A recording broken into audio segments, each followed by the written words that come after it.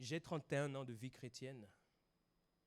J'ai vu beaucoup de choses, des vertes et des pas mûres. Nous avons eu la grâce de pouvoir servir avec des ministères. Et l'une des choses que je me suis toujours dites, c'est Seigneur, permets-moi de ne pas reproduire certaines erreurs que nous avons vues, certaines incohérences. Et je crois que s'il y a une chose dont nos églises sont pauvres, c'est la dimension de l'âme. Et c'est hyper dangereux pour chacun de nous parce que nous vivons comme si nous n'étions que des esprits. Nous ne sommes pas esprits. Touchez la personne qui est à côté de vous et dites-moi si c'est un esprit que vous avez. Si cette personne était esprit, vous n'auriez pas pu la toucher. Si vous avez réussi à toucher cette personne, c'est que cette personne n'est pas un esprit. Est-ce que vous êtes d'accord avec moi? Très bien.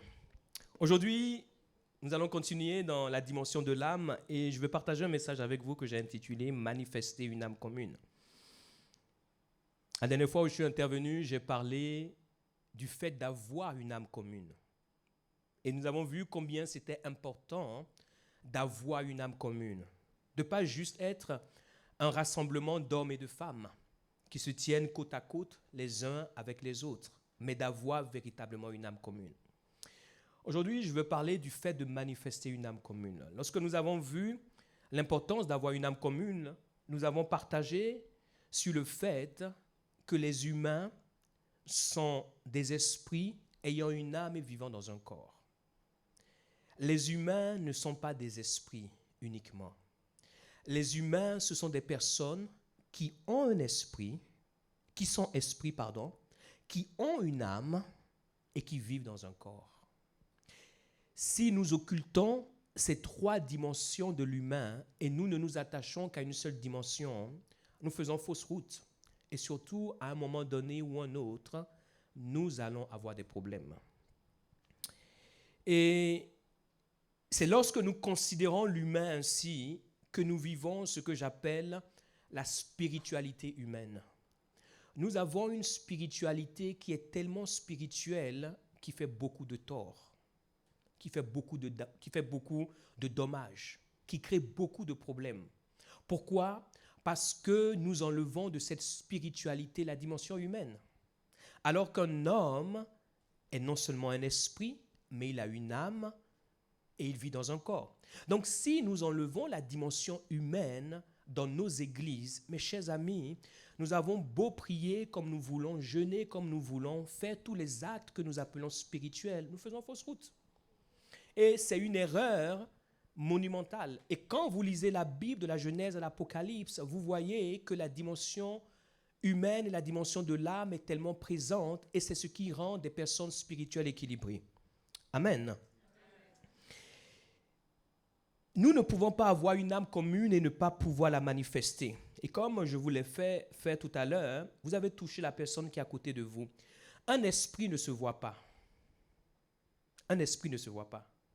Pour pouvoir voir un esprit, vous êtes obligé de pouvoir entrer dans la dimension de l'esprit. Vous ne pouvez pas voir un esprit dans la dimension humaine. C'est impossible. Quand Jésus est apparu et que les disciples ont dit que c'est un esprit, Jésus a dit « Venez toucher moi ». Parce qu'ils ont vu Jésus traverser le mur, ils ont dit « Oh, c'est un fantôme, c'est un esprit ». Il a dit « Non, venez toucher moi ». Et quand ils l'ont touché, ils ont conclu qu'il n'était pas esprit. Vous ne pouvez pas voir un esprit avec vos yeux. Mais à l'église, nous nous comportons comme si nous avons des esprits autour de nous. C'est peut-être pour ça que nous avons beaucoup de problèmes. La personne que tu as à côté de toi, ce n'est pas un esprit. C'est une âme qui a des humeurs, qui a des sentiments, qui a des émotions. L'esprit est stable. L'âme est instable.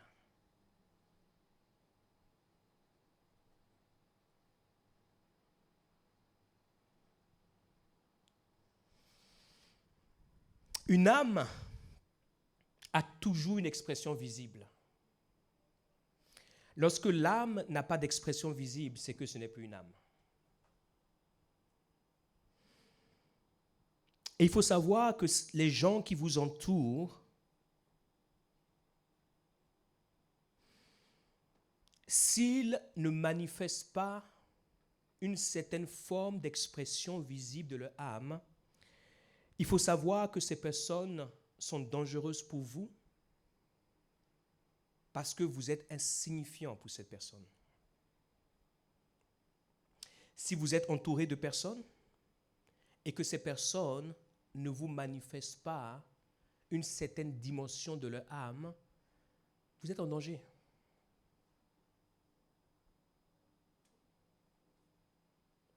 Non seulement vous êtes en danger, mais le message qu'elles sont en train de vous donner, même si vous ne le comprenez pas aujourd'hui, demain vous allez le comprendre, c'est que vous êtes insignifiant.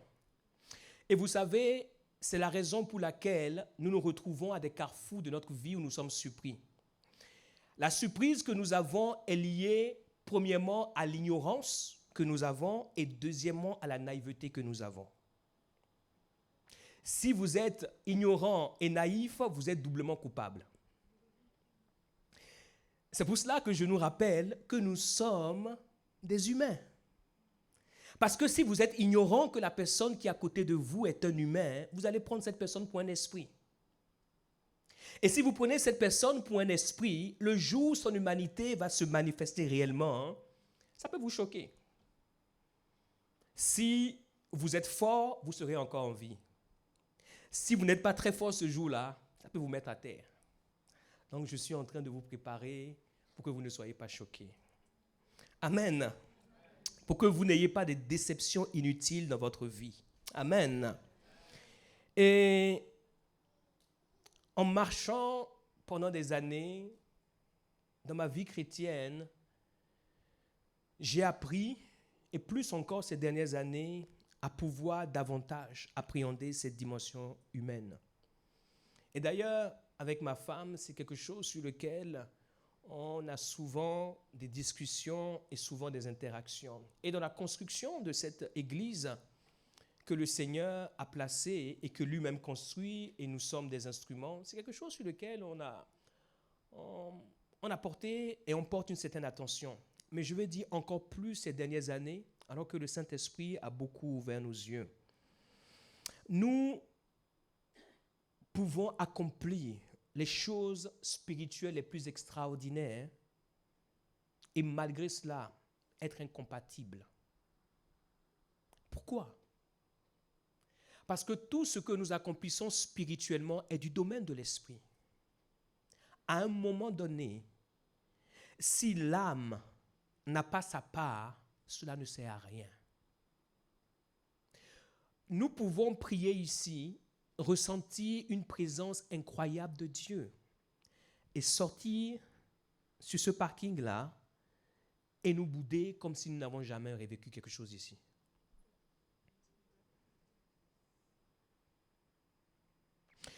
Et souvent, dans notre vie d'église, nous faisons taire la dimension de l'âme. Et à force de la faire taire, nous arrivons à des points de non-retour où des personnes ne peuvent plus être réconciliées parce que sous le couvert de l'esprit, elles ont gardé la cocotte sur le feu jusqu'à un point. Et quand vous ouvrez une cocotte qui a dépassé le point, la cocotte, ça cocotte.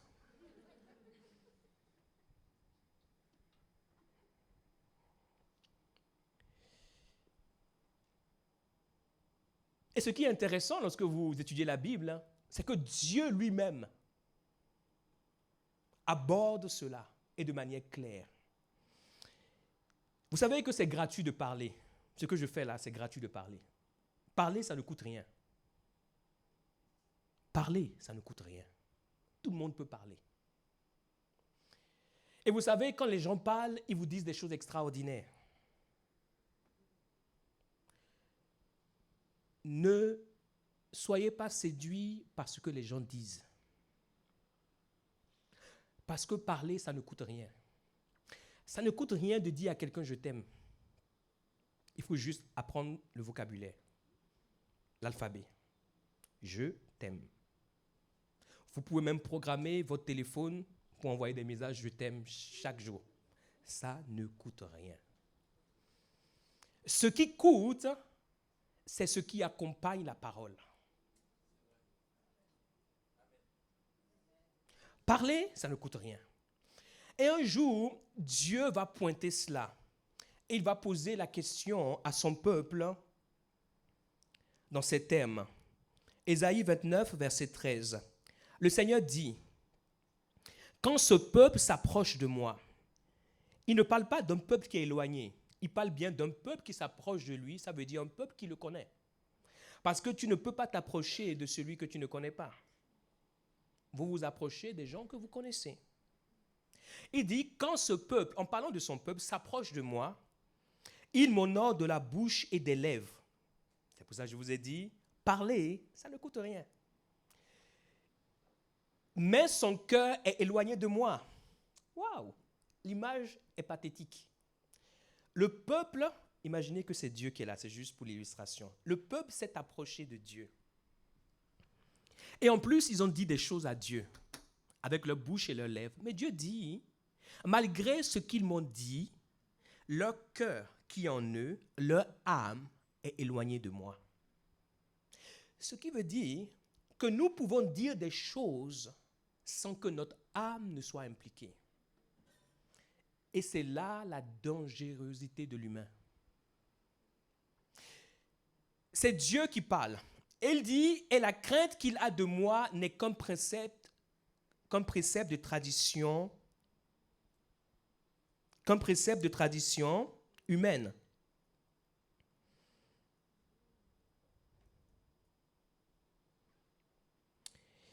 Il faut savoir que lorsque Dieu nous regarde, il ne s'intéresse pas d'abord à ce qui vient de notre bouche, mais il s'intéresse à ce qui vient de notre cœur. Si ce qui vient de notre bouche, c'est ce qui vient de notre cœur, alors notre bouche a bien parlé. Mais si ce qui vient de notre bouche, ce n'est pas ce qui vient de notre cœur, c'est dangereux. Et si vous prenez appui sur Dieu, cela veut dire que chacun de nous, dans notre vie, dans notre marche, parce que vous allez rencontrer beaucoup d'humains, si les gens sont capables de faire ça à Dieu, je vais te poser une question. Toi, tu es qui? Moi, je suis qui? Nous sommes qui? C'est-à-dire qu'à Dieu qui a créé le monde, Dieu qui va nous juger un jour, Dieu dit, les gens s'approchent de moi, ils me disent des choses le dimanche à l'église. Bien sûr, lorsque vous lisez la Bible comme ça, sans mettre dans le contexte, c'est sûr que ça ne vaut rien. Non, on parle du dimanche, comme aujourd'hui. Ils me disent des choses, mais leur cœur est loin de moi. Si des hommes peuvent faire ça à Dieu, alors toi et moi, nous sommes en danger. Et je vais te suggérer une chose. Si tu veux vivre longtemps et tu veux bien vivre, assure-toi, à toi de trouver le moyen de savoir si ce qu'on te dit vient du cœur ou vient de la tête. Sinon, tu es en danger. Ne sois pas trop spirituel pour ne pas être suffisamment humain. Ok. Et un jour, Dieu, il y a un de ses serviteurs, le sacrificateur Élie. Ses enfants font un peu le bazar dans le temple et ils ne parlent pas. Et Dieu lui envoie un homme qui est un prophète. On trouve cela dans 1 Samuel 2, je vais juste parcourir rapidement. Et la Bible nous dit au verset 27, un homme de Dieu vint auprès d'Élie et lui dit, « Ne me suis-je pas révélé à la maison de ton père lorsqu'ils étaient en Égypte ?» Et donc Dieu va, à travers la bouche de cet homme, lui faire un peu un rappel de comment il l'a choisi, comment il l'a suscité. et comment il a établi. Pour finalement lui dire qu'à cause du manque d'honneur véritable qu'il a donné à Dieu, que Dieu choisit maintenant de pouvoir le rejeter. Et le Seigneur lui dit au verset 30, « C'est pourquoi voici ce que dit l'Éternel, le Dieu d'Israël. J'avais déclaré que ta maison et la maison de ton père marcheraient devant moi à perpétuité. Et maintenant, dit l'Éternel, loin de moi, car j'honorerai celui qui m'honore, mais ceux qui me méprisent seront méprisés. » Et il parlera de ses fils, Ophni et Phiné. Il dira au verset 34 qu'il frappera de jugement ses deux fils qui mourront le même jour. Et regardez ce qu'il dit au verset 35. C'est très intéressant. Dieu dit maintenant, tu as été sacrificateur, tes fils ne m'honoraient pas, mais parce que tu es leur papa, tu n'as rien dit sur ça. Tu as couvert cela de spiritualité, pensant que ça passera à la trappe. Et Dieu dit au verset 35, « Maintenant, je m'établirai un sacrificateur fidèle. » Quand vous lisez dans la Bible, fidèle, ça veut dire loyal aussi. Ok? Et il dit ceci, « qui agira, notez bien, selon mon cœur et selon mon âme. » Écoutez ceci, mes chers amis, nous sommes tellement spirituels que nous sommes même plus spirituels que Dieu. Est-ce que vous savez que Dieu a une âme? Est-ce que vous savez que Dieu a un cœur? Le problème qu'il avait avec Élie, ce n'est pas un problème d'esprit. C'est un problème de cœur et un problème d'âme. Et donc Dieu lui dit, le serviteur que je vais trouver, il va agir et il va œuvrer selon mon cœur et selon mon âme. Et j'aimerais nous poser la question de savoir, est-ce que nous connaissons l'âme de Dieu? Combien de personnes connaissent l'âme de Dieu? Vous savez, l'âme, c'est l'endroit où vous avez l'émotion, où vous avez la volonté, où vous avez le désir, où vous avez les sentiments, où vous avez l'attention, où vous avez tout ce qui fait qu'on peut vous toucher.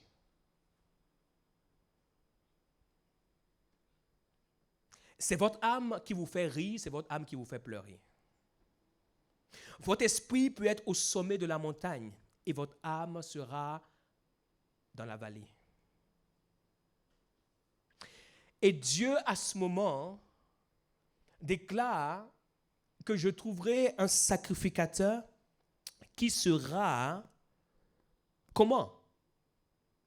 Fidèle, loyal et qui agira selon mon cœur et selon mon âme. Ça veut dire quoi? Un sacrificateur, un serviteur qui va toucher mon âme et toucher mon cœur.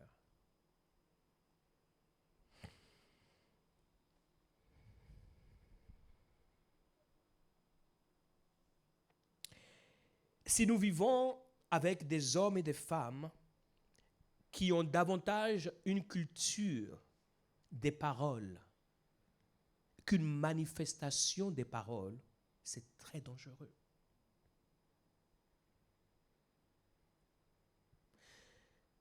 Quand vous marchez avec les gens, vérifiez et assurez-vous de savoir quel est le produit de leurs paroles.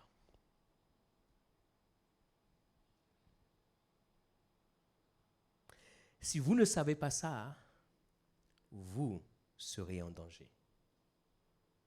Si vous êtes un patron, testez vos employés. Mets de l'argent sur la table et reviens demain. Quand il a passé l'entretien, on a demandé quelles sont vos qualités. Il a dit, je suis fidèle, je suis intègre. Surtout intègre, c'est quelque chose qui revient beaucoup. Ils disent tous, je suis intègre, parce qu'ils veulent avoir le poste. Quand tu lui as donné le poste, mets 50 € sur la table.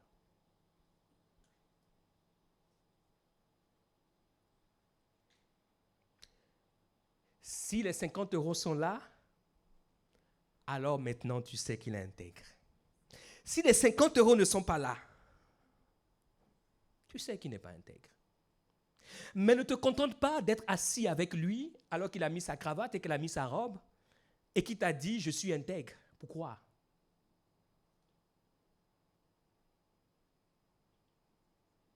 Sinon un jour, peut-être que tu déposeras le bilan. Parce que tu as compté sur les paroles de quelqu'un qui t'a dit qu'il est intègre. Vous et moi, nous ne pouvons pas savoir ce qui est dans le cœur des gens. Je vous parle aujourd'hui, mais vous ne savez pas ce que je pense de vous. Vous êtes assis là, vous m'écoutez sagement, peut-être parce que vous vous dites que c'est beau et bien de le faire, mais je ne sais pas ce qui se passe dans votre cœur.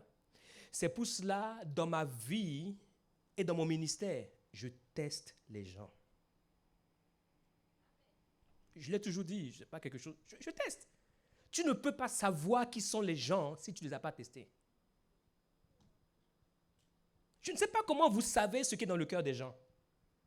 Dites-moi, vous êtes qui? Comment vous pouvez savoir? Dites-moi ce que quelqu'un pense ici maintenant. Personne. À moins que Dieu vous fasse entrer dans le cœur des gens. Mais Dieu ne fait pas ça tout le temps. Des fois, les gens sont tellement spirituels, Dieu me montrera. Il y a des choses que Dieu ne te montrera pas. Dieu t'a donné un cerveau, il t'a donné la capacité de pouvoir tester les gens. Dieu me montrera si c'est un homme bien pour moi. Écoute-moi, teste-le. Dieu me montrera si c'est une femme bien pour moi. Teste-la. Je n'ai pas dit de lui acheter une Tesla. J'ai dit teste-la. Il ne faut pas sortir d'ici et puis dire, le prophète a dit achète-moi une Tesla et puis ça va créer des problèmes. Je n'ai pas dit ça et je répète devant la caméra, je n'ai pas dit ça. Ok? Amen. Maintenant, ça veut dire quoi aimer? Nous savons tous dans la Bible, pour les chrétiens que nous sommes, que le plus grand commandement que Dieu a donné, c'est quoi? Le Seigneur a dit le plus grand commandement, c'est quoi?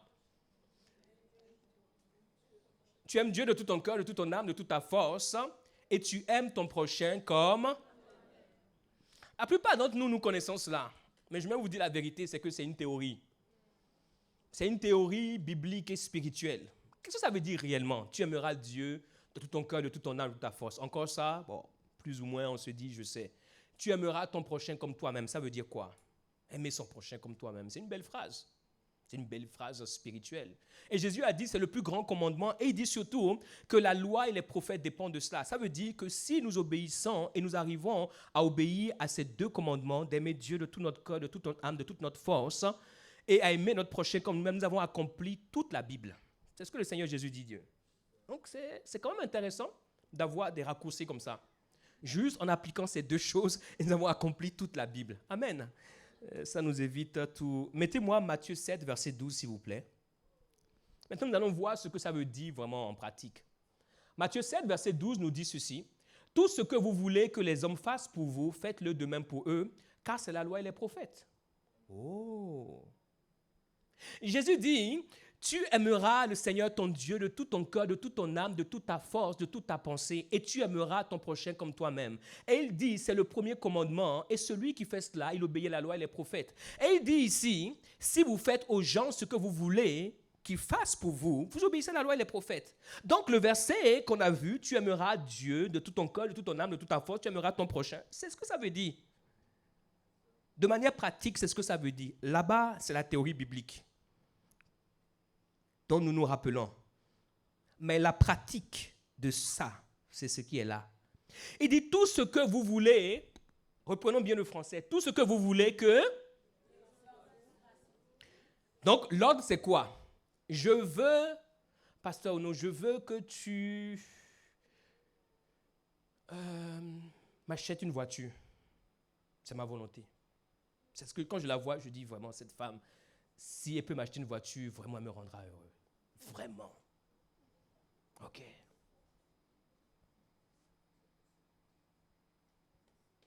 Avec tout ce qu'elle gagne, franchement. Mais la Bible dit tout ce que vous voulez que les hommes fassent pour vous. Elle dit quoi?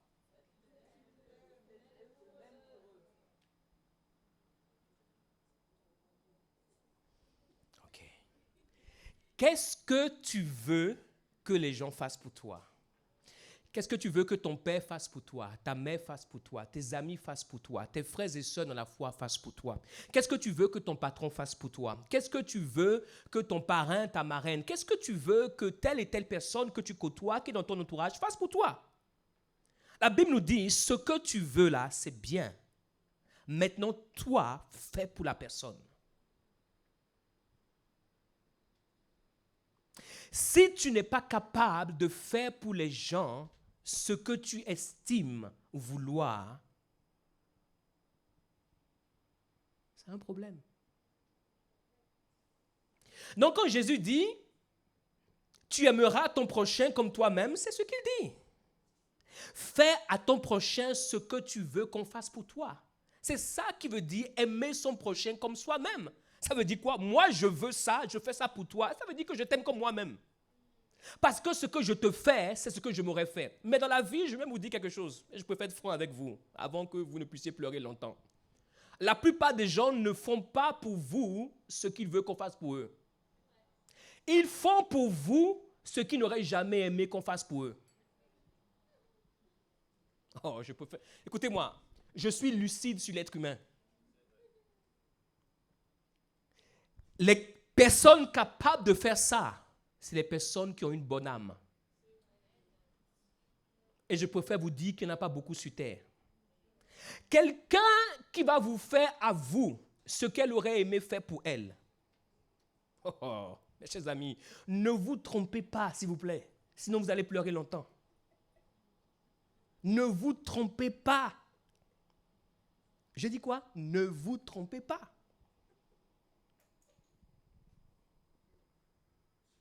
La plupart des gens ne font pas pour vous ce qu'elles veulent pour eux.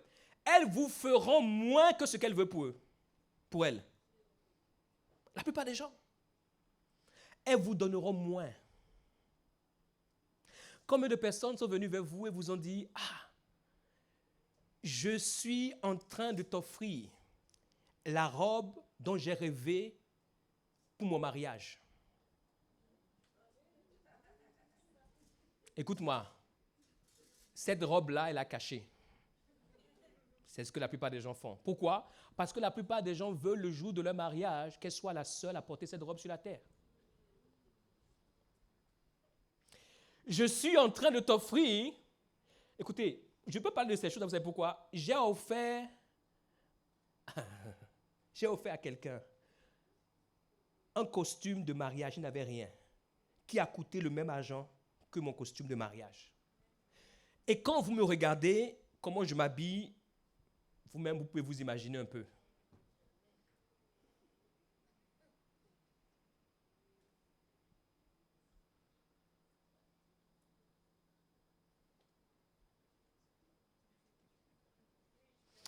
Si vous trouvez sur terre des gens qui sont capables, écoutez ceci, de pouvoir faire pour vous ce qu'ils font pour eux, vous savez ce que ça veut dire?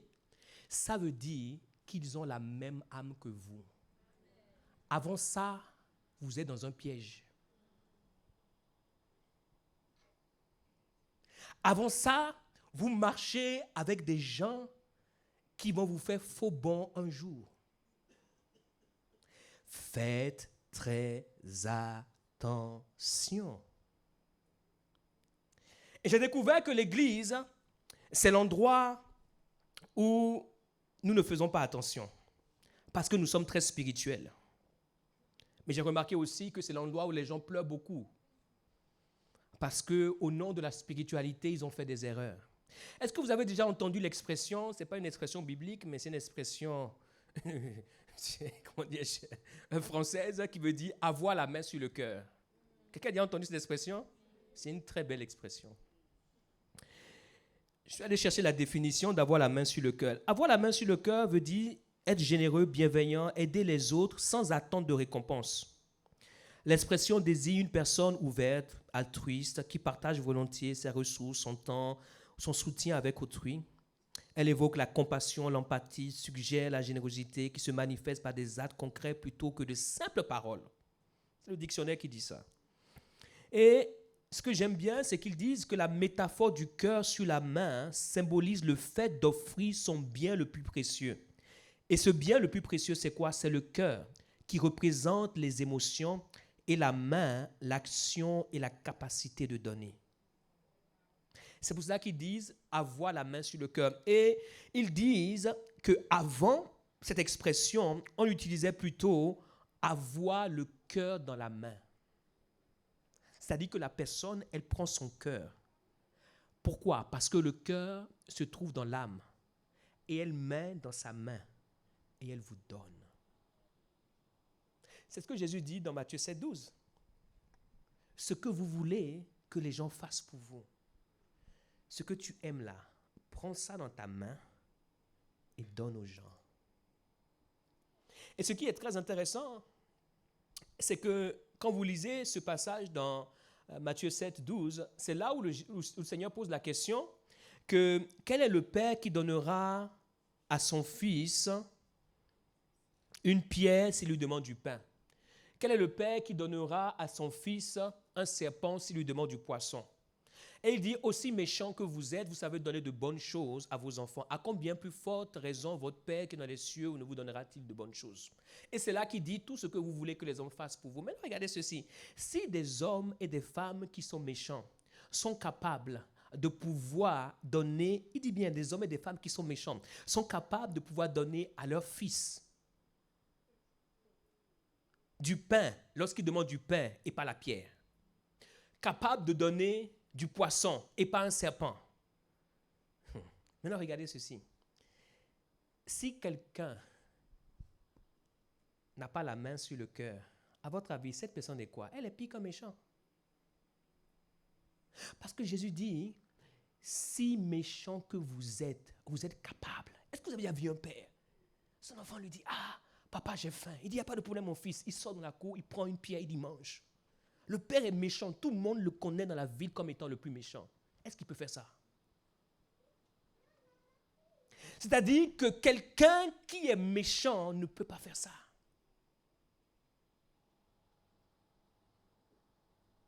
Maintenant, si quelqu'un te fait ça, cette personne est quoi? Cette personne est plus que méchante.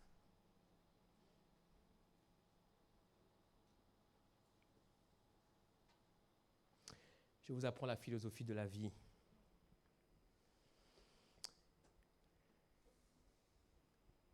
La vie est spirituelle, mais la vie est construite sur la sagesse. Amen.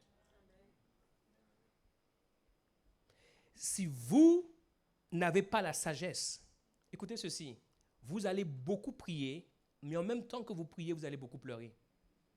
Parce qu'il y a des choses que Dieu ne vous demande pas. Et nous sommes plus royalistes que Dieu des fois. Amen. Soyez de bons amis. Mais comme je vous ai dit, assurez-vous du cœur de vos amis.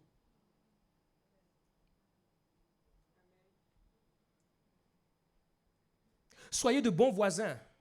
Mais assurez-vous du cœur de vos voisins. Amen.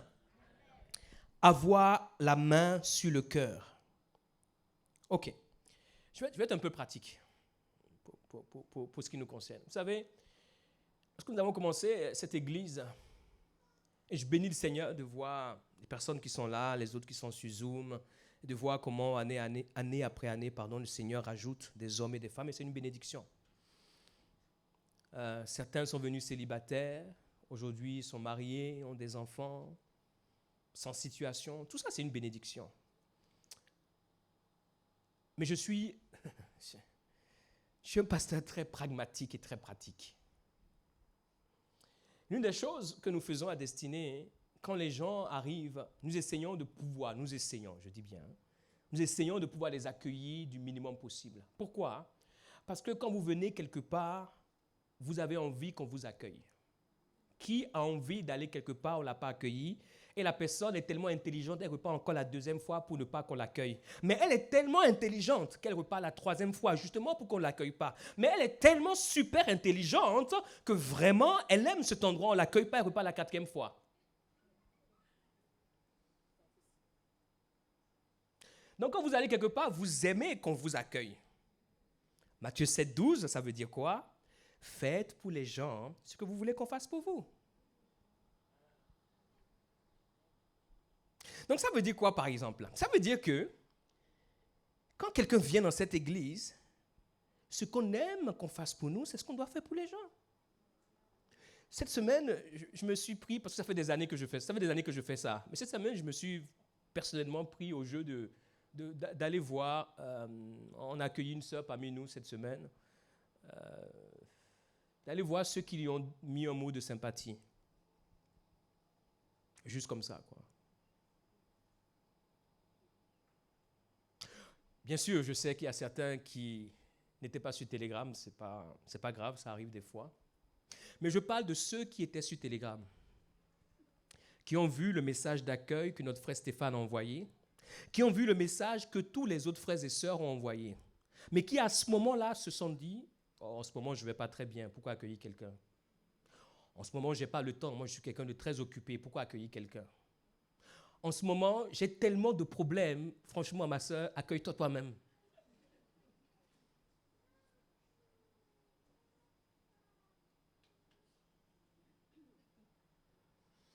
Est-ce que ce que je dis a du sens? Non, moi j'essaye, en tout cas, écoutez-moi, hein, j'essaye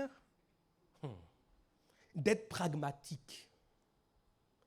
Écoutez-moi, je sais comment prier, je sais comment jeûner, je sais comment prophétiser, je sais comment chasser des démons. Mais écoutez-moi très bien, toutes ces choses-là ne font pas de nous une bonne église.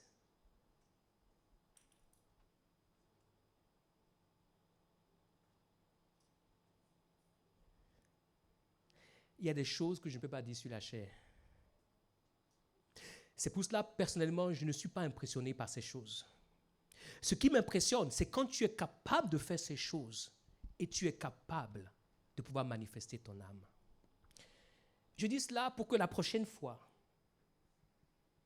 quand tu seras sur Telegram, si tu n'es pas sur Telegram, il n'y a pas de problème. Ce jour-là, tu n'étais pas, il n'y a pas de souci, ça arrive. Moi-même, je ne suis pas dans ma vie là-bas qui a une maison sur Telegram. Mais si tu vois et tu ne peux pas manifester, il y a un problème. Est-ce que je dis vrai ou je dis faux?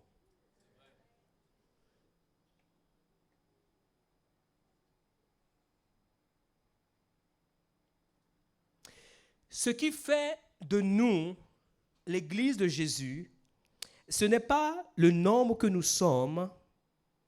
Jean 13, verset 33. Mes petits enfants, je suis pour peu de temps encore avec vous. Vous me chercherez, et comme j'ai dit aux Juifs, Jean 13, verset 33, vous ne pourrez venir où je vais. Je vous le dis aussi maintenant. Je vous donne un commandement nouveau. Aimez-vous les uns les autres comme je vous ai aimé. Vous aussi, aimez-vous les uns les autres. Jésus, avant de partir, il nous a donné un commandement nouveau. Et il dit, ce commandement que je vous donne est un commandement pratique. Je ne vous demande pas de pouvoir vous aimer comme on vous a appris dans votre famille. Je ne vous demande pas de pouvoir vous aimer comme on vous a appris dans votre culture, comme on vous a appris dans votre société, comme on vous a appris, je ne sais pas, dans votre religion. Jésus n'avait aucune religion. Mais je vous demande de pouvoir vous aimer les uns les autres comme moi je vous ai aimé. Est-ce que moi, Jésus, j'avais besoin de vous aimer? Vous êtes tous des pécheurs. Depuis Adam jusqu'à maintenant et après. Mais moi, je vous ai aimé. J'avais des activités au ciel que je devais faire. Mais j'ai choisi de pouvoir me restreindre, de prendre une forme humaine et de vivre la vie des humains. D'être rejeté, d'être accusé, d'être frappé, d'être insulté. Au point même que mes anges ne pouvaient pas intervenir pour me défendre. Il dit, c'est ce commandement nouveau que je vous donne. Mes chers amis, nous pouvons être autant que nous sommes et passer à côté. Vous savez, il y a quelques années, j'ai observé une certaine scène. Nous avons eu la grâce d'avoir notre père spirituel, l'apôtre Josué, au milieu de nous pendant 1 an. À un moment donné de sa vie où il passait par la vallée de l'ombre de la mort. Cet homme, dans sa nation, a bâti des hommes, des femmes. Mais vous savez, pendant cette année-là, j'ai découvert en plus de ce que je savais, ce que je suis en train de vous partager entre autres. Vous pouvez avoir une méga church. Mais c'est quand vous passez par des difficultés que vous réalisez ce que vous avez réellement.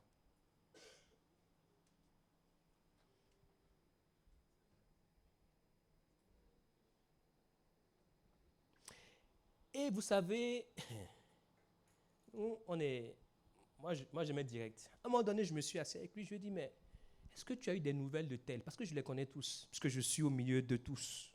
Nous sommes ensemble. J'ai dit, est-ce que tu as eu des nouvelles de tel? Non. Tu as eu des nouvelles de tel? Non. Ah, est-ce qu'il sait? Oui. Tu as eu des nouvelles? Je dis, ah. Et je me suis assis et j'ai réfléchi.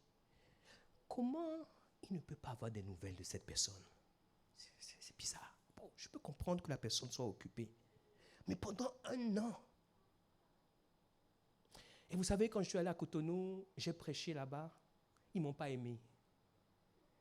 Et ceux qui ne m'ont pas aimé, ils ne savent pas que je sais que quand ils ont eu une réunion, ils ne m'ont pas aimé. Mais moi, je dis ce que je vois. Parce que écoutez ceci, je n'ai pas envie de mourir amer.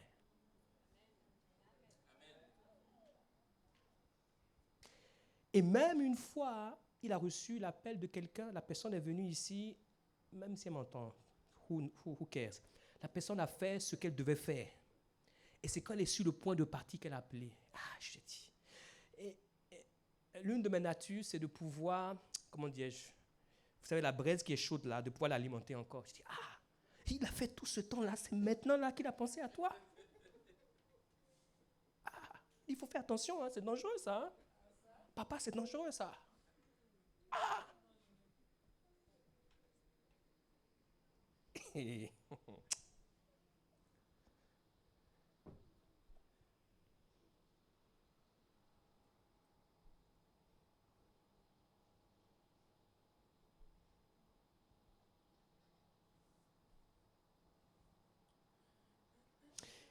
Et quand les pères vous parlent, oh, c'est une grâce. Et il n'y a pas longtemps, j'en ai rencontré un autre. Pour lui, c'est extrême.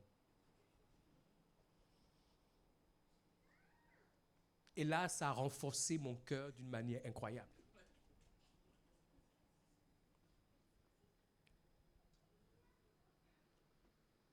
Des gens qui sont avec toi, qui prennent pas une église, pas 2 églises, plusieurs de tes églises, qui t'accusent, et la justice te donne raison, et qui ont été avec toi.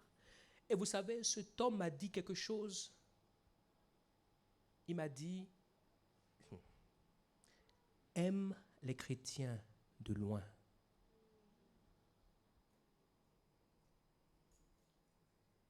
Et il m'a dit, comprends le mystère qui est derrière cela. Lorsque les chrétiens oublient la dimension de l'âme, c'est quelque chose qui va vous porter préjudice. Si les gens n'ont pas leur âme avec vous, circulez. Et surtout, assurez-vous de savoir si leur âme est avec vous. Sinon, et ce qui me pousse à pouvoir prêcher cela, écoutez, peut-être qu'à la rentrée, quand on va revenir, peut-être qu'il n'y aura pas grand monde. Ne vous inquiétez pas, ce n'est pas un problème. Au ciel, je vais avec personne. Je n'ai pas une valise pour aller au ciel. Je suis arrivé dans ce monde nu, je repars nu. Il n'y a personne qui a une valise pour aller au ciel. C'est-à-dire que tu comptes les gens, tu as 100 personnes, 1000 personnes. Tu vas avec personne. Si déjà tu arrives par toi-même, déjà, c'est déjà un miracle. Donc ne vous inquiétez pas pour moi. Peut-être qu'à la rentrée, nous allons commencer comme il y a 7 ans. Ça ne me pose aucun problème. Oh, aucun problème. Mais je préfère être sûr. Je préfère avoir une personne et être sûr. Je préfère avoir 10 personnes qui être sûr.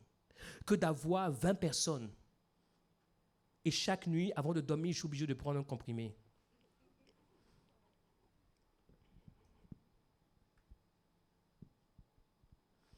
J'ai l'impression que je suis le seul à penser ce que je suis en train de dire.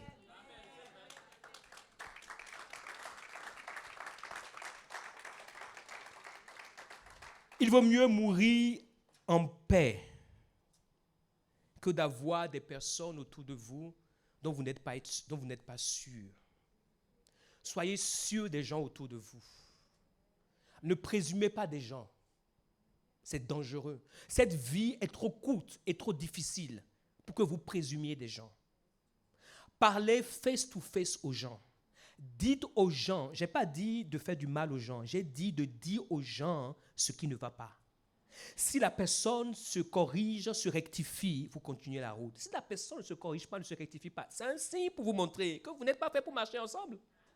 Mais ne gardez pas des choses qui vont vous tuer. Écoutez ceci. Il y a des hommes de Dieu, c'est une des choses que le Seigneur m'a dit, il m'a montré. Il y a des hommes de Dieu qui auront accompli de grandes choses spirituellement, mais qui ne seront pas au ciel. Vous savez pourquoi? Je vais vous dire. Parce qu'elles finissent par mourir amères. Vous savez pourquoi elles meurent amères? Elles meurent amères parce qu'elles se disent, je laisse tout entre les mains de Dieu, il n'y a pas de problème, Dieu sera ma récompense. Mes chers amis, c'est faux. Je pouvais te dire, c'est faux. J'ai dit quoi? Et laissez-moi vous dire. Ok. J'aime le mois de juillet. Le mois de juillet, c'est le mois de mon anniversaire. Maintenant, depuis des années, écoutez, il y a des gens pour qui j'investis au mois de juillet, mais ne souhaitent jamais mon anniversaire. Pendant des années, j'ai dit, Seigneur, ce n'est pas grave, c'est toi qui es ma récompense. Cette année, le Seigneur m'a dit, regarde-toi, c'est en train de tuer ton âme. Pourquoi? Parce que ces personnes, tu les as à cœur. Et le jour le plus important de ta vie, dans l'année, elles t'ont oublié. Regarde-toi. Il dit, non, je suis un homme de Dieu. Il dit, regarde-toi, regarde ton âme. Et quand j'ai regardé mon âme, j'ai dit, c'est vrai. D'ailleurs, la dernière fois, à 2 heures du matin, elle m'a appelé. Maintenant, le jour de mon anniversaire, tu as oublié. Mais quand tu as des problèmes, tu m'appelles. Les hommes de Dieu ne vous parlent pas de ça. Mais ils sont émotionnellement atteints et en danger. Et ils mettent cela sous le couvert de l'esprit, mais dans leur âme. Et vous savez, le pire dans tout ça, ce que Dieu m'a montré, le nombre d'hommes et de femmes de Dieu qui, parce qu'ils sont atteints dans leur âme, même la prière qu'ils te font, cette prière n'arrive jamais à toi. Parce que la prière part de l'esprit à l'âme et sort du corps. Mais comme l'âme, dans son âme, il ne t'a jamais dit. Sous prétexte, on laisse à Dieu. Mais dans son âme, ça ne peut pas sortir. Ça sort de la bouche. Mon fils, que Dieu te bénisse. Mais son âme ne t'a pas béni. Vous ne croyez pas ce que je dis? Vous lirez Genèse 49 à la maison, exercice de vacances. Lorsque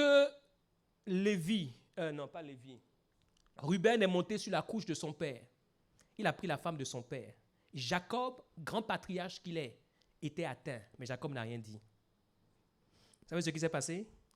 Quand il était sur le point de mourir, il a dit, Ruben, tu es ma force, mes prémices, mais aujourd'hui, je t'enlève le droit d'aînesse. Mes amis, vous pensez que les gens qui sont spirituels n'ont pas d'âme? Le jour où il devait mourir, il a rayé de la carte. Pourquoi? Parce qu'il a fait mal à son âme. Il a pris l'une de ses femmes. Et papa n'a rien dit. Mais le jour où il devait mourir, il a tout dit. Quelqu'un qui dans son âme ne te porte pas peut tout te dire. Et j'ai observé. C'est pour cela, écoutez ceci, j'ai observé pendant des années et j'ai vu que la plupart des hommes et des femmes qui sont avec des hommes de Dieu, j'ai fait des statistiques. Le nombre d'entre eux qui jouissent de la bénédiction, il y en a très peu. Ce n'est pas que les personnes ne prient pas pour elles. Elles prient, elles déclarent, elles disent des choses, mais dans leur âme, ils n'ont jamais eu le courage de leur dire. Bénissez Dieu d'avoir un pasteur qui vous dit, moi je vous dirai. Ah oui, je vais te dire. Si je ne te dis pas moi-même, je ne vais pas être bien. Je vais te dire.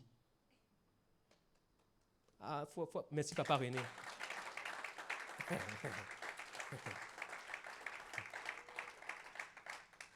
Si je ne te dis pas, ce n'est pas bon pour toi. OK. Deuxième catégorie. Donc, il y a ceux qui oublient. Bishop Dag Mills a écrit un livre sur ça, ceux qui oublient. Deuxième catégorie. Maintenant, il y a ceux qui t'envoient un message d'anniversaire laconique, joyeux anniversaire.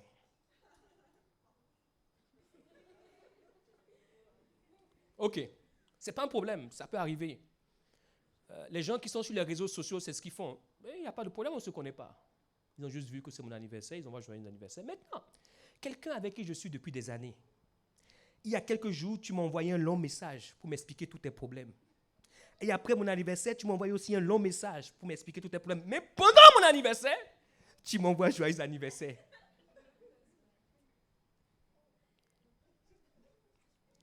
Et on fait comme si il n'y a pas de problème.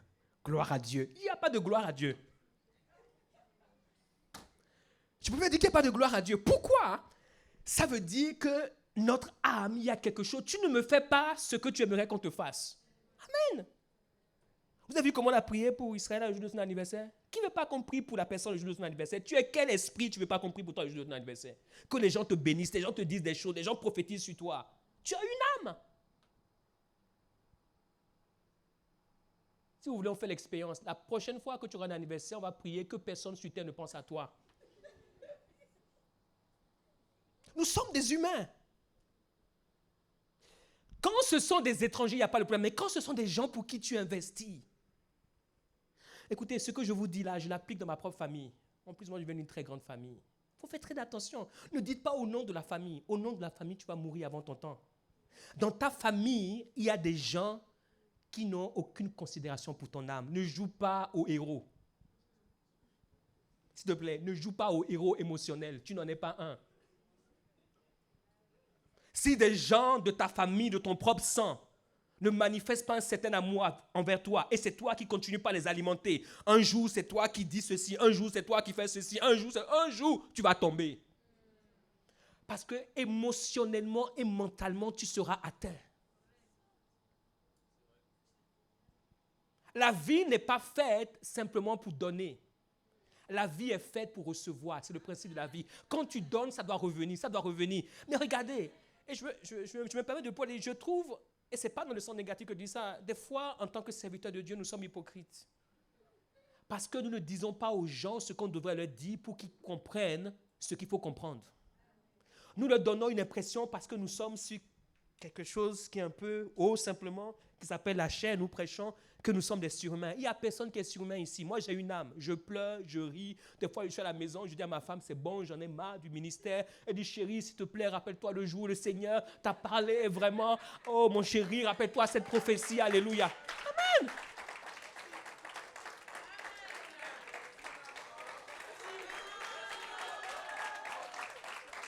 Non, mais c'est vrai. Parce que les gens voient les gens et puis pensent que les gens sont les gens. Non! On a une âme. Il y a des jours, tu n'entends pas la voix de Dieu. Tu passes par une saison, tu n'entends pas la voix de Dieu. Et il n'y a personne qui t'appelle pour t'encourager. Toi, tu encourages les gens. Il y a le jour où tu as besoin d'encouragement. Seigneur, au moins quelqu'un se rappelle de moi.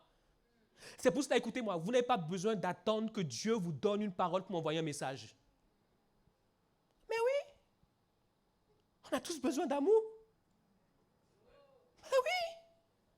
Tu n'as pas besoin de ressenti. Je ressens que l'Esprit me dit aujourd'hui, je vais envoyer un message d'encouragement. Non, je te donne l'ordre et l'obligation de m'envoyer autant de messages que tu veux. Ça m'encourage. Ça fait du bien à mon âme. Mais oui. Ne nous mentons pas. Mon frère, je n'ai rien reçu, mais aujourd'hui, je voulais juste t'envoyer un message d'encouragement. Il y a un homme de Dieu, depuis que je le connais, ça fait pas très longtemps, il m'envoie des messages chaque jour. Chaque jour. C'est un papa, hein? Il m'envoie des messages chaque jour. Je dis, mais je suis encouragé. Et ça fait plaisir. Tu te trouves dans une situation, tu reçois un message, tu te dis, waouh, ok. Amen. Amen. Amen. Nous avons une âme. Ok. Maintenant, tu as une âme. Mais écoutez ceci, une âme ressent des choses. OK?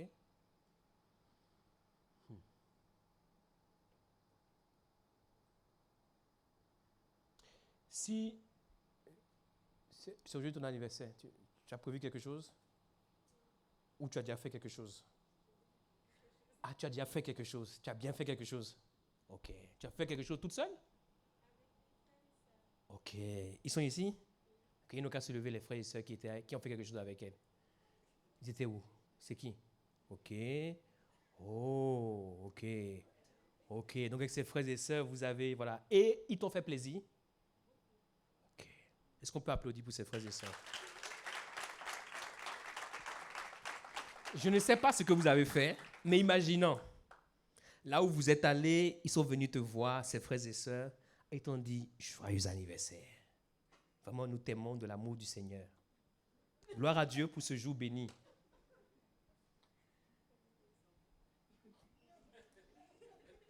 Ça en dit long sur qui ces personnes sont. Mes chers amis, le jour d'un anniversaire ou des jours importants dans la vie des gens, il faut faire plaisir à l'âme des gens. La Bible dit, ce que tu veux qu'on fasse pour toi, fais-le pour les autres. Si tu as une âme avec des frères et sœurs, fais des choses pour les gens.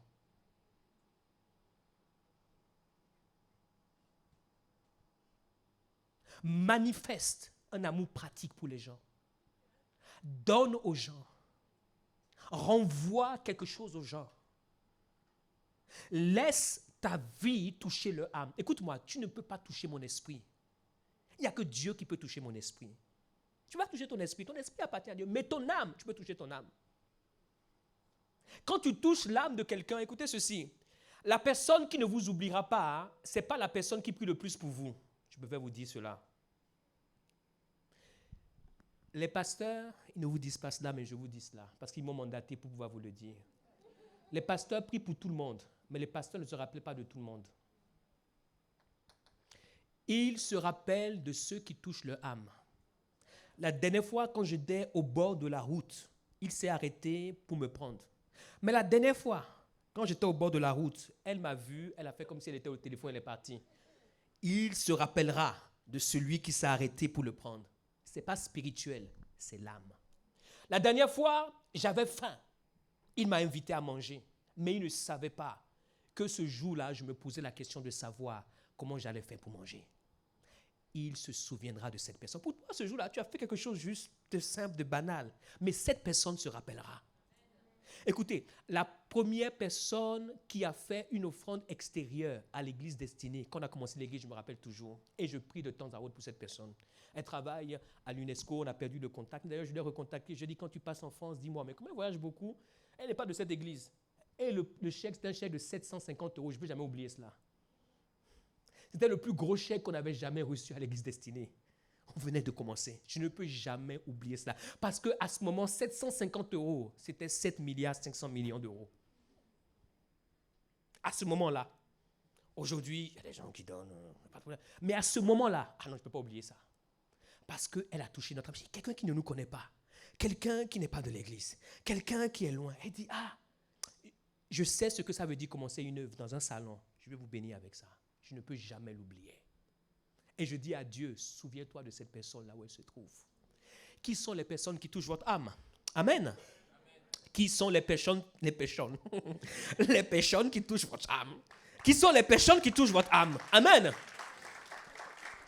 Les gens disaient à Jésus, nous t'aimons. Et Jésus a dit, je veux voir. Vous savez ce que Jésus a fait? La Bible nous dit que Jésus est parti au temple. Et le Seigneur Jésus, lorsqu'il est parti au temple, il s'est assis. Et il a commencé par regarder. Les gens sont venus, on dit, oh Seigneur, nous t'aimons. Oh,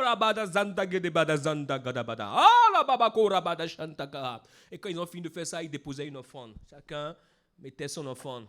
En plus, il y avait de l'huile, donc c'était vraiment une offrande bénie. Ils mettaient l'offrande. Et puis après, Jésus appelle ses disciples, il dit, venez voir. Regardez. Vous voyez les riches là, ils ont donné beaucoup. Mais ce qu'ils donnaient, ce n'est pas quelque chose qui touche leur âme. Superflu. Et il y a une veuve qui est venue. Elle a mis 2 sous. C'était ce qui lui restait à vivre. Je vais vous poser une question. quand vous lisez la Bible, Jésus a dit à cette veuve, prends tes 2 sous, ça ne sert à rien. Et Jésus va dire à ses disciples, regardez, cette femme, elle a donné plus que les autres. Pourquoi? Parce que cette femme, elle a donné ce qui faisait partie de son âme. Quand nous sommes entre nous, qu'est-ce que nous faisons les uns pour les autres? Qu'est-ce que nous faisons pour Dieu? Même lorsque nous venons à l'église, est-ce que vous savez qu'il y a des hommes et des femmes qui viennent dans cette église depuis des années, qui mangent ici, qui boivent ici, qui reçoivent des bénédictions ici, mais jamais ils n'ont pensé, imaginé être participants à ce qui se fait ici.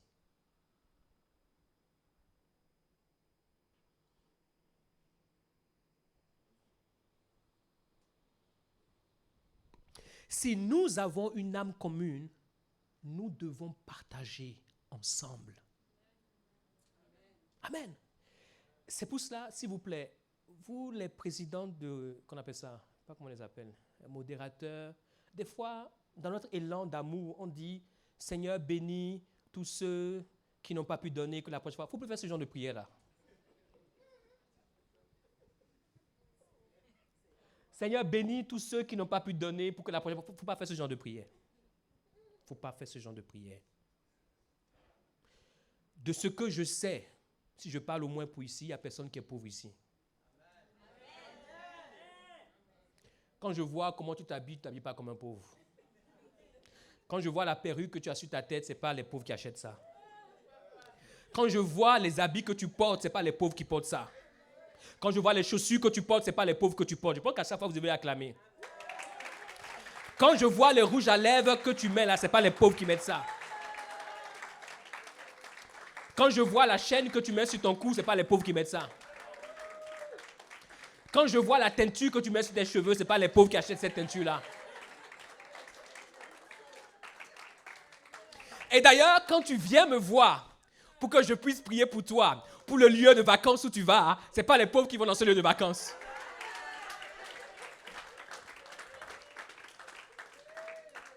Donc quand tu me dis que tu es pauvre, je me demande quelle est la définition de la pauvreté. Tu n'es pas pauvre. Ouvre ton âme et ton cœur là où tu es et manifeste une âme qui va réjouir chacun de nos cœurs. Ce qui se passe ici va grandir, pas à cause des gens qui sont à l'extérieur. Les gens qui sont à l'extérieur ne nous connaissent pas. Ils ne connaissent pas nos problèmes. Nous sommes les personnes que Dieu veut utiliser pour résoudre nos problèmes. Amen. Nous n'avons pas besoin d'être beaucoup. Nous avons besoin simplement d'avoir une âme. Amen. Je disais que nous avons simplement besoin d'avoir une âme. Et je peux être très vrai avec vous. Écoutez ceci. Ce n'est pas facile de trouver des gens qui ont la même âme que nous. Non, parce qu'on parle là, mais ce n'est pas facile. C'est pour cela que c'est difficile de le faire. Et c'est pour cela que quand vous trouvez quelqu'un qui a eu la même âme que vous, vous êtes un homme béni. Quand l'Église commence par avoir la même âme, c'est là qu'elle devient dangereuse pour le diable. Vous savez, j'ai étudié le diable. Le diable, quand il nous voit à l'Église, il n'a pas peur de nous. Prier, vous pouvez apprendre à prier. Mais aimer, vous pouvez apprendre à aimer. Si vous décidez, applaudissez. Vous pouvez apprendre à prier. Écoutez, si je vous prends une semaine, je vous amène ici après, vous allez prier, les gens vont dire, waouh, c'est un ange qui est venu sur terre. Vous pouvez apprendre à prier. Vous pouvez apprendre à jeûner. Vous pouvez apprendre à chasser les démons. Il y a des techniques, il y a des choses qu'il faut faire. Vous pouvez apprendre même à prophétiser. Vous ne pouvez pas apprendre à aimer. Si vous n'avez pas l'amour en vous, c'est pour ça que le diable, lorsqu'il nous regarde, il dit aux démons, laisse-les faire, ils n'ont qu'à faire ce qu'ils font. Quand ils vont finir tout ça là, la réalité les rattrapera. Et c'est là qu'on saura s'ils sont vraiment des disciples de Jésus. Et c'est là où Satan nous met KO plus d'une fois. Mais si nous pouvons, à 2, à 3, faire quelque chose qui touche la dimension de l'âme, je vous assure que Dieu va commencer par se mouvoir d'une manière particulière. Quand vous regardez dans le livre des Actes, il y a l'histoire de cette femme dans Acte 9, pas la peine de le prendre, qui s'appelle Dorcas. Et la Bible nous dit, elle faisait quoi? Des tuniques et des vêtements pour les veuves. Et lorsque cette femme est morte, vous savez ce qui s'est passé? Ils l'ont nettoyé, ils l'ont lavé, ils l'ont mis dans la chambre haute et ils ont entendu que Pierre n'était pas loin. Et ils ont fait envoyer des gens pour appeler Pierre. Je ne sais pas ce qu'ils ont dit à Pierre, qui a changé son itinéraire pour venir les voir. Et lorsqu'il va arriver, vous savez ce que ces gens vont faire? La première des choses, ils vont montrer, ou plutôt elles vont montrer, parce que c'était des veuves, elles vont dire, regarde les vêtements et les tuniques que Dorcas faisait lorsqu'elle était avec nous. Lorsque son âme était avec nous. Quand Pierre a vu cela, Pierre est entré dans la chambre. Il a prié Dieu. Vous n'étiez pas là, mais moi j'étais là. Vous savez ce qu'il a dit à Dieu? Il a dit, Dieu, cette femme, elle est morte. Mais sur terre, son âme parle pour elle. Tu ne peux pas la retenir là-bas. Il faut qu'elle revienne. Est-ce que vous savez que le jour où vous allez mourir, il y a des gens qui vont dire bon débarras? Je préfère vous prévenir. Ah, comme ça au moins que vous sachiez qu'on vous a prévenu.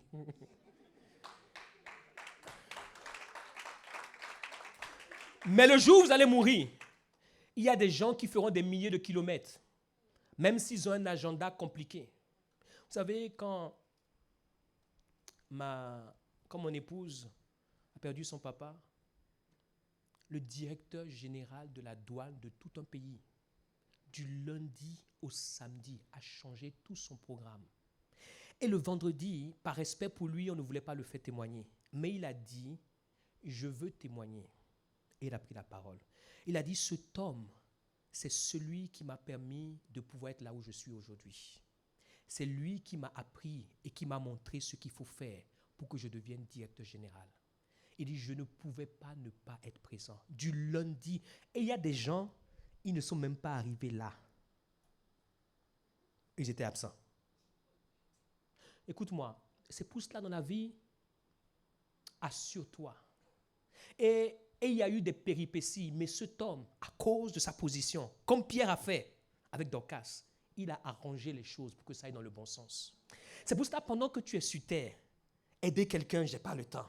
Fais du bien à quelqu'un, je n'ai pas le temps. Même ton cercueil, tu ne sais pas comment ça va se dérouler. Même tes enfants après, tu ne sais pas comment ça va se dérouler. Même ta maison dans laquelle tu dors là, tu ne sais pas comment ça va se dérouler. Je préfère te dire et t'encourager. Pendant que tu es sur terre, fais du bien. Que ton âme puisse se répandre partout. Un jour, j'arrive à l'aéroport à Cotonou, je n'avais pas mon carnet de vaccination, ils voulaient me piquer. J'ai dit non, je ne vais pas être piqué. J'ai déjà été piqué et je refuse de répondre. Il dit, monsieur, vous allez rester là. C'était pour la fièvre jaune. Et effectivement, je pensais qu'il blaguait, mais je suis resté là. 1 heure, ça passe. Je dis, le gars va se décourager. 2 heures, ça passe. Le gars ne se décourage pas. 3 heures, il va me retenir ici. Puis, je n'ai pas de téléphone portable pour appeler Alexia, que j'ai bien atterri, mais que je suis bloqué dans l'aéroport. Et j'étais là. Et puis, à un moment donné, le gars, il revient, il reprend mon passeport. Et il dit, Aounou. Aounou, il dit, mais quel Aounou? J'ai dit, il n'y a qu'un seul Aounou ici. Il dit, où de Porte-Nouveau? Il dit, oui. Il me demande, est-ce que tu connais un certain Aounou Samuel? Je dis, oui, c'est mon oncle, c'est celui qui vient juste après papa. Il dit, ah bon, on a été à l'école ensemble. Ah, c'était vraiment un ami, c'est vraiment quelqu'un de bien. Et je vous assure, hein, à l'instant même, il m'a remis un carnet jaune nouveau. Il a mis un tampon dedans, il m'a dit, sors petit. Maintenant, s'il me dit, est-ce que tu connais Aounou Samuel? Je dis oui. Il dit, c'est celui qui m'a torturé lorsqu'on était. Me voilà dans un doux problème. Donc la torture de ton oncle d'il y a 20 ans, maintenant te poursuit. C'est pour cela que je t'encourage à pouvoir faire du bien là où tu es. Amen. J'ai dit, je t'encourage à pouvoir faire du bien là où tu es. Je t'encourage à pouvoir faire du bien là où tu es. Je voulais juste terminer.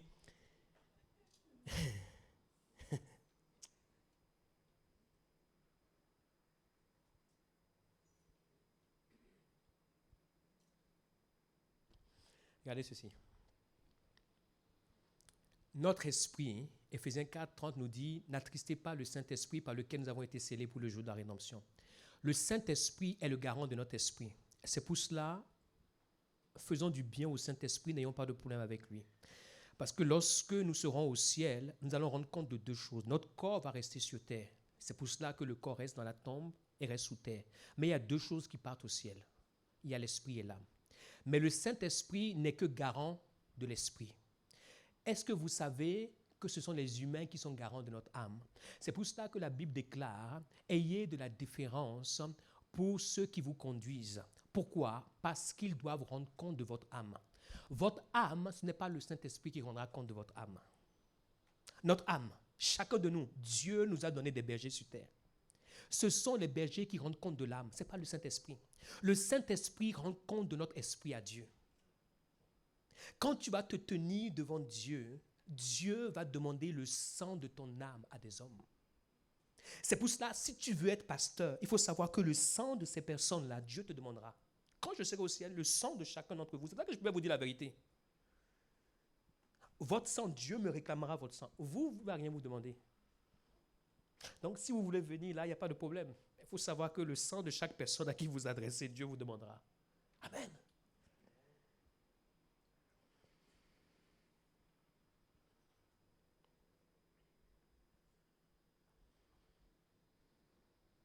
Le Seigneur dit, là où 2 ou 3 sont assemblés en mon nom, je suis présent ou au milieu d'eux. À cause du temps, vous allez retourner relire ce verset. Quand vous lisez le verset, vous comprenez un mystère qui est là. Le Seigneur dit quoi? Je suis présent au milieu d'eux. Mais quand vous lisez le verset d'avant, il dit, là où 2 s'accordent pour demander une chose. Quand nous nous réunissons à l'église, au nom de Jésus, il est au milieu de nous. Mais le seul moment où il nous accorde des choses, c'est quand nous nous accordons. C'est pour cela qu'il y a beaucoup de notre vie chrétienne, de notre vie d'église, où nous voyons peu de fruits. Mais moi, je rêve grand. Je rêve d'un lieu, d'une église où on va vivre comme l'église primitive. Je rêve d'un lieu, d'une église où on va pouvoir s'accorder dans notre âme. Et quand nous nous accordons, même si nous sommes 2 ou 3, des choses impossibles peuvent se manifester. Quand nous nous tenons la main pour prier, est-ce que c'est simplement la main que nous nous tenons ou c'est le cœur que nous nous tenons aussi? C'est l'âme que nous nous tenons aussi. Si nous ne nous tenons pas l'âme et le cœur, les prières que nous faisons sont des prières en l'air. Là où 2 ou 3 sont réunis, Jésus dit, je suis présent. Mais quand je suis présent, je regarde. Comment ça? Vous êtes ensemble, vous priez, mais toi, tu dis, mais pourquoi c'est toujours elle qui porte cette robe-là?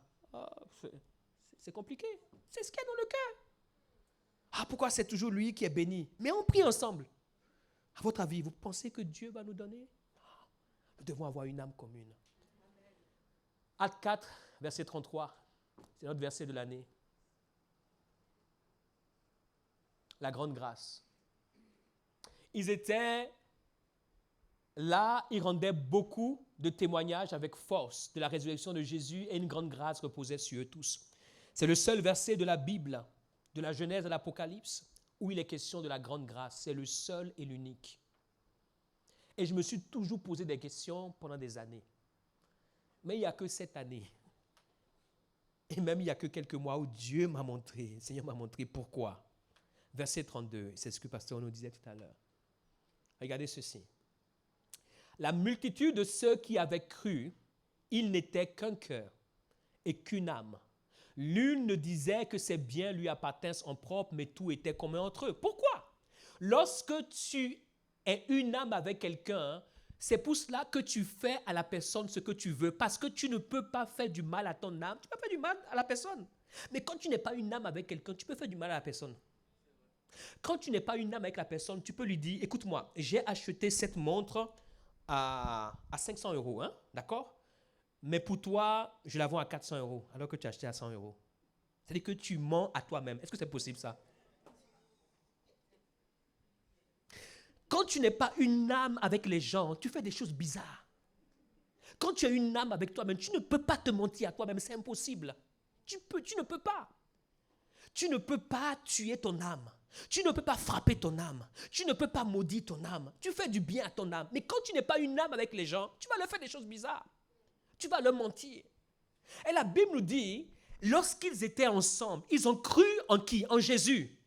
Maintenant, sur terre, ils étaient comment? Ils ont cru en chacun d'entre eux. La plupart d'entre nous, nous croyons en Jésus, mais nous ne croyons pas en nous. Ce qui prouve que nous croyons en nous, c'est quand nous avons un même cœur. C'est quand nous avons une même âme. Et ce qui prouve que nous avons un même cœur, une même âme, c'est quand nous le démontrons. Si ce que tu portes, tu peux le donner aux gens. Moi, il y a des gens qui peuvent témoigner ici dans cette église. Ce que je prêche, je le vis. Moi, j'arrive des fois, des dimanches, des habits que je n'ai jamais portés. Hein. Mais quand j'ai acheté l'habit là, je n'ai pas acheté l'habit en me disant, ah, voilà ce que je vais offrir à quelqu'un. Donc, c'est le truc qui coûte 5 € là, c'est ça que je vais lui offrir. Donc, j'ai acheté l'habit pour moi. Ça veut dire le prix que j'estime être bon pour mon âme. C'est ça que j'ai pris pour donner.